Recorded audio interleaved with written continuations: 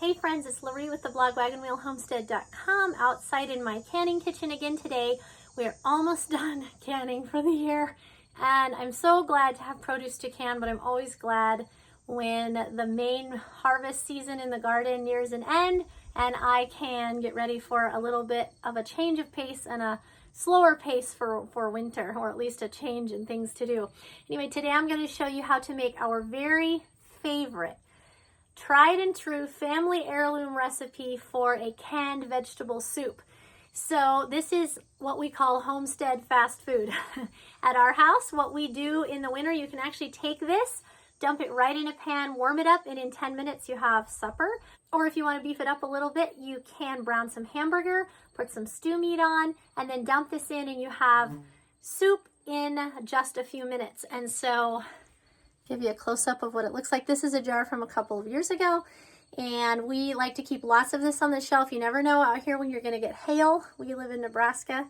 We garden in a zone 4B, so if we get late frost or we get hail or whatever the cows get in the garden, right, we try to keep plenty of this on our shelf. So I'm going to make a couple little small batches today and show you how to make this. But yeah, this is what it looks like. It's got carrots, cabbage, onions, peppers, salt, celery, tomatoes is the main ingredient. Super, super good. You can also throw some canned potatoes. I like to dry can my potatoes and I'll be showing you that. So I like to sometimes throw potatoes in if there's a couple extra people for supper. And I also can this in half-gallon jars because for our family of 7, this is perfect for one meal if you have a little bit of hamburger browned and dump one of these jars in. And we usually like to make it with garlic toast. And it's a very simple, quick meal, and one that my husband loves and one that he will even make all on his own because it's so simple and easy. So that's a good thing. So you do have to pressure can this because of the amount of veggies in it, but that is not hard. Don't be afraid. I'll show you how to pressure can. It's not nearly as hard as some of you may think, those of you that haven't done the pressure canning. So we're going to walk you through that. We're going to make home canned vegetable soup. So as I mentioned, the main ingredient is tomatoes. And I will put this recipe on the blog wagonwheelhomestead.com by the time that you see this video. So we go there and print it off. So I just have some tomatoes here. It's kind of end of season, time for them to be used up. And I am actually just going to do a rough chop on these tomatoes.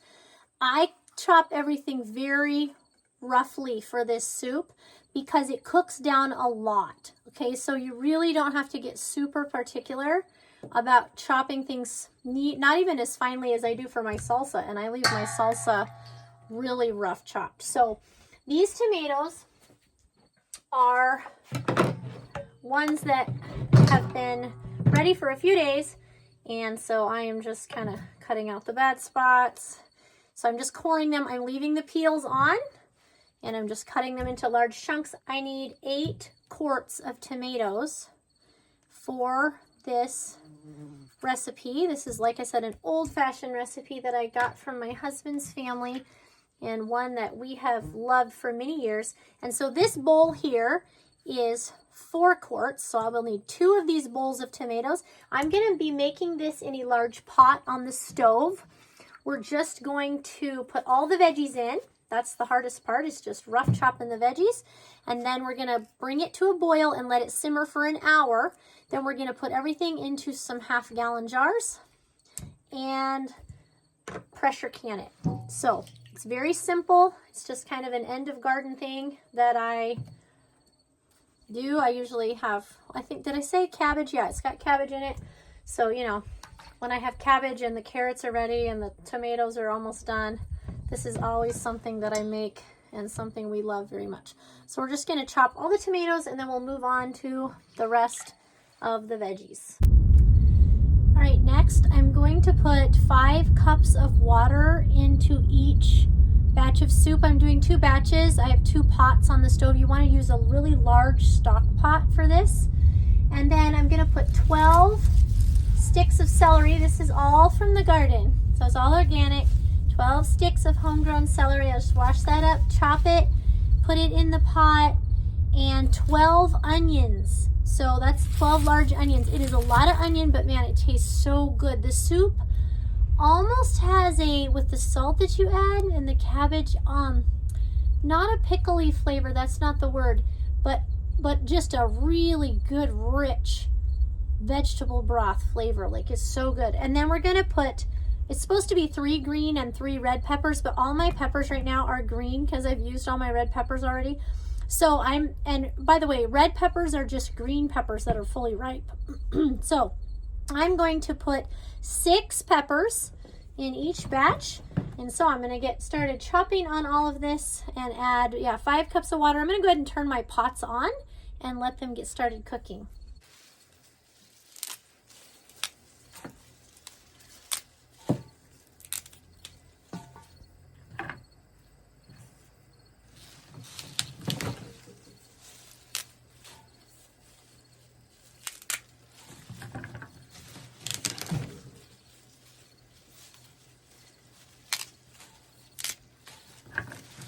Celery that's grown in the garden, I've found, is a little bit stronger typically than grocery store celery.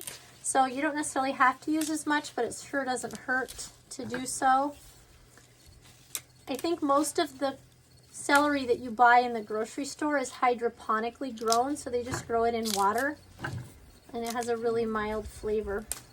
One thing I like to do for preserving celery for the winter months, of course it keeps in the fridge for quite a long time, but one thing that I like to do is chop it up and put it on my food dehydrator sheets, or even in the oven on a cookie sheet on your oven's lowest setting, and dry it until it's nice and crisp, and then you can store them in a jar. And then it's basically, dried celery, and works really well for any kind of soups or anything in the winter when you need celery and you don't want to have to go to the grocery store. I'm just going to throw this out in the compost pile.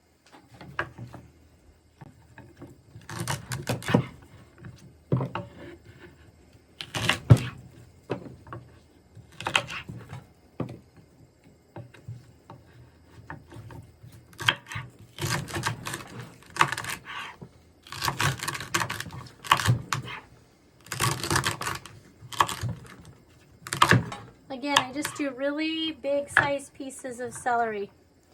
Just really rough chop it. And I do actually count these really big onions as 2 onions. Just depends on how you want to do it. This is a loosely written recipe. You can add a little more of this or a little less of that if you have to. But I chop these really big. So I just cut it in half. And I'm going to go a couple times this way and 1 time this way. So, these will fall apart obviously, but that's as big as my onion pieces are for this soup. So I keep things pretty big and it works out really well.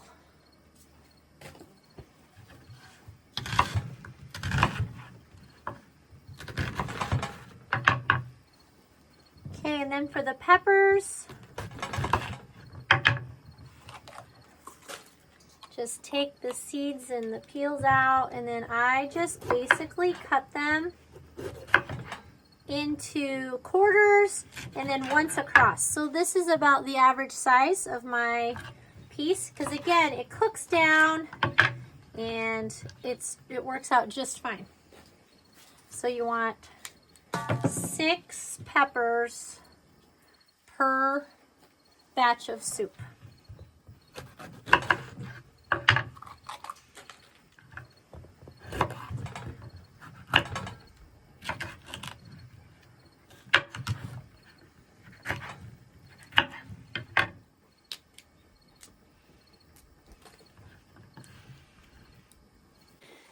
All right, so I've got the onions, peppers, and celery in here, and the water. I'm just stirring it in. The tomatoes are obviously already cooking pretty well. This one's been cooking for a little bit, so you just want to bring it to a boil and then turn it down and let it just kind of simmer for about an hour. So I'm going to finish putting everything in here and let it finish cooking, then we'll put it in jars. Next on the list is 2 quarts of carrots. These are carrots from my garden. They're good size, as you can tell. They've been growing for a while.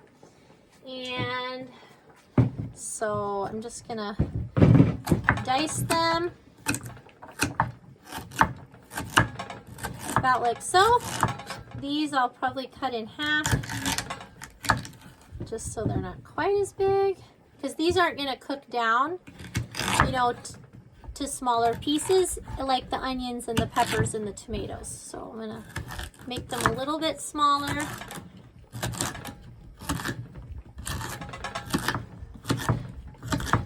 Until I'll just use a measuring cup till I get 2 quarts.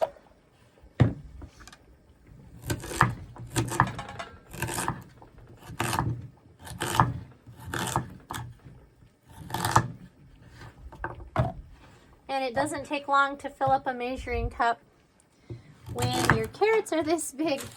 So, you know, if you don't have all of the ingredients for this out of your garden, you can obviously go buy some of it at the store. So nice to have this on the shelf in the winter. But when you're planning your garden for next year, you know, plan to grow all the things for this soup, because and it doesn't cost hardly anything to feed your family.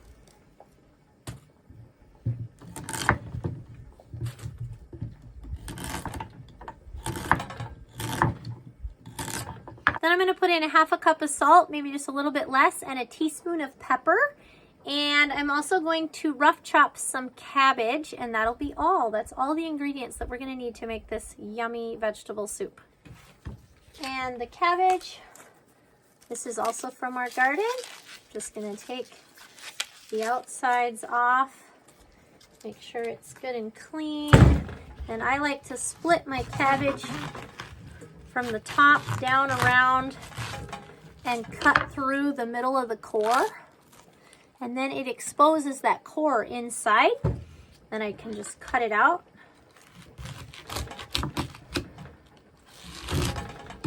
Just like that. Then, okay, and then you're just gonna, then I'm just gonna cut it again, because this is gonna pull apart into lots of smaller pieces. So just basically quarter a cabbage of this size, and I'm gonna put 2 of these in. This is another half that I have from some coleslaw that we made the other night, and it's almost the same size as a big cabbage. You can put extra cabbage in here if you have it.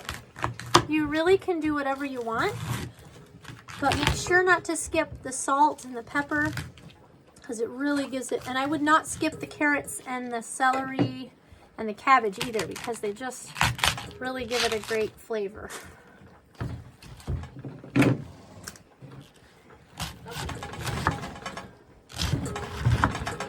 Just gonna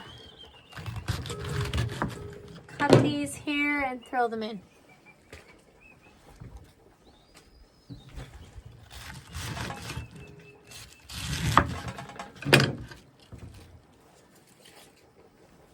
Alright, the soup's been slowly simmering. I went and did the milk cow chores, and I'm back. And I'm just, you know, the cabbage, the chunks that are still a little big, just kind of breaking them up a little bit. And it's time to, yeah, just stir it in, see? It's time to put this into jars and run it through the pressure canner.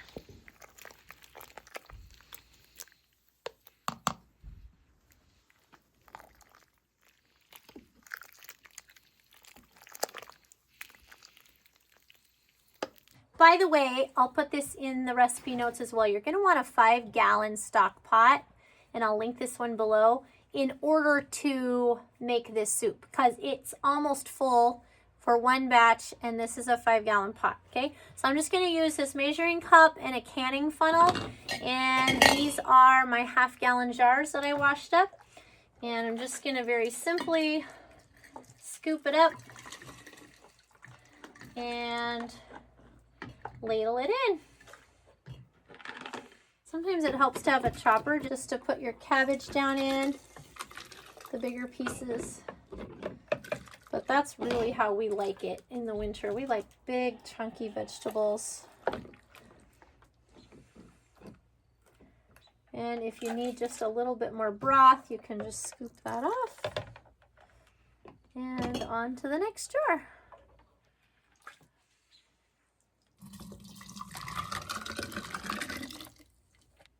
Okay, and I got 7 half-gallon jars and then just a little bit extra out of one batch. Okay, so that's how much it made for me. And then I like to use the 4 jars canning lids. They give me the very best seal rate. And I'll put a link to those in the description box below. So I'm just going to take one of these. You want to wipe the rim of your jar, make sure it's clean. Make sure there's no cabbage or salt or something stuck on it. And I have some wide mouth, half-gallon, and some narrow mouth. You can get jars like this at Azure Standard, and I'll put a link for that down below as well. I'm going to put the narrow mouth lids on here, and then we're going to pop it in the canner, and I'll show you how easy that is. And you also just put these rings on. Okay, if you're unfamiliar with canning, you put a flat lid on, and then you put these rings on and just put them on hand tight. And that is what's going to hold the flat lid on until it's sealed. So I do all my canning, as I mentioned, on this 2-burner Camp Chef stove. And I've got it lit. Here, I just turned it down a little bit. Okay, and I've got about 3 or 4 inches of water in the bottom. For pressure canning, the water doesn't have to be as high as the jars, okay? It just needs to be high enough. In fact, you don't want it as high as the jars because you want an air gap on the top of the water, between the water and the lid, so it can build steam pressure. That's actually what cans up that's what creates the pressure. And so we're gonna can this under pressure, 10 pounds pressure for 25 minutes. So we are going to just put our jars in here, and then we're going to pressure can this at 15 pounds for 10 minutes. Now, don't let that scare you. I'm going to help you with it, okay? I can fit 4 of these tall half-gallon jars in this 22-quart canner. Okay, this is an old canner I've had for a long time. If you get a new canner, I would get an All-American canner or a 4 jars canner. And I can link those below. But anyway, this is the canner that I have currently, and it works really well. And so it's a 22 quart, and these, just fit in here. And so the water level is about halfway up the jars, and all you're going to do is put the lid on. Now, I have a seal in here. You want to make sure that your seal is good. If you have an old canner, just get a new seal on Amazon. They're really cheap. And what you're going to do is just put the lid on. You don't have to be afraid of this blowing up. It's going to be just fine. What you're going to do is you're going to let it heat up, finish heating up, and as it heats up, it's going to start, and it starts to build pressure, it's going to seal off these little tiny pressure spots. There's one here, and there's actually a couple on each side of the lid, and when this is pressured up, it will not allow the lid to come off. Like, you can't accidentally open the lid. Okay, it's a safety feature, so there's nothing to be afraid of. And what you're going to do is just wait for the steam to start coming out of this hole. So when the steam comes out of this hole, and this, every canner is a little bit different, but this might pop up and seal off. When the steam is coming out of this hole, then I will show you the next step. Okay, so you can hear it, and if you put your finger here, you can kind of see it, okay, spewing out. And here's my little rocker. Now, every canner is going to be a little different. Sorry, my lighting's bad. This one has a 5, 10, and a 15 pounds. That just means the pound of pressure that you want to can at. And we're going to do 15 pounds. So we're just going to set it right over the top, and it's going to seal that off. So we want 15 pounds of pressure, okay, for 10 minutes. So what it's going to do is start letting just a little bit of pressure out. And when it's up to 15 pounds of pressure, this is going to jiggle. And you want it to jiggle slowly. You don't want it to be like, right? Because that means that your heat is too hot. So you would just turn it down until it jiggles several times a minute, slowly. And you set your timer for 10 minutes. And then at the end of the 10 minutes, I'll show you how to cool it off.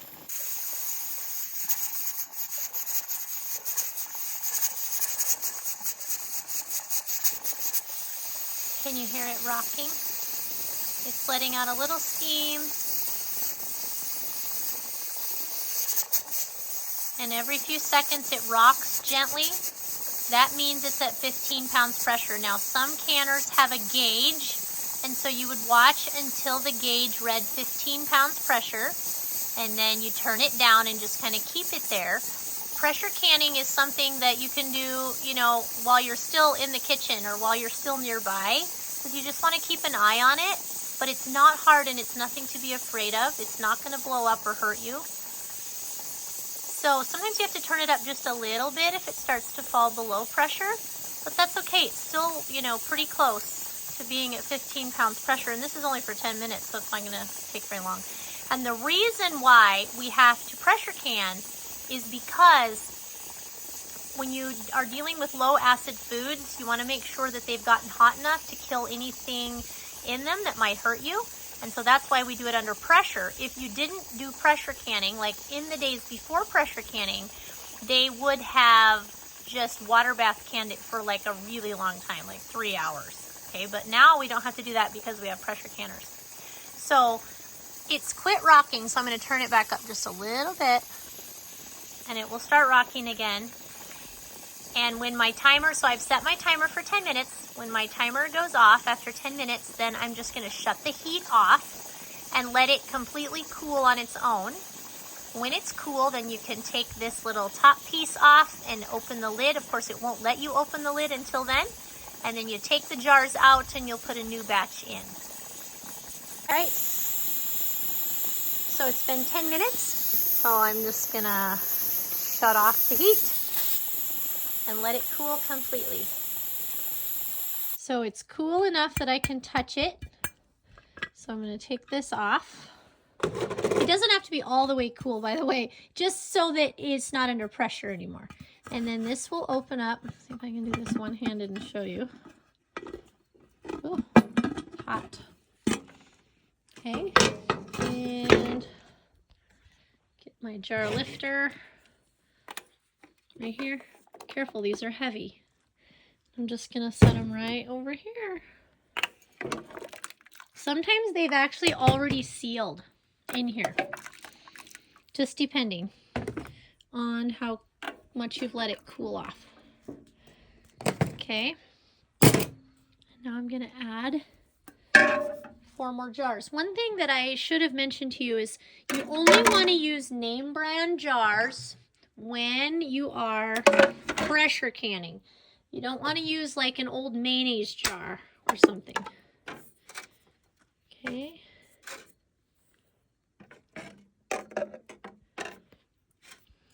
All right, so now I'm going to put the lid back on and turn the heat back on, and when it's spewing out steam, we'll put that little thing on again.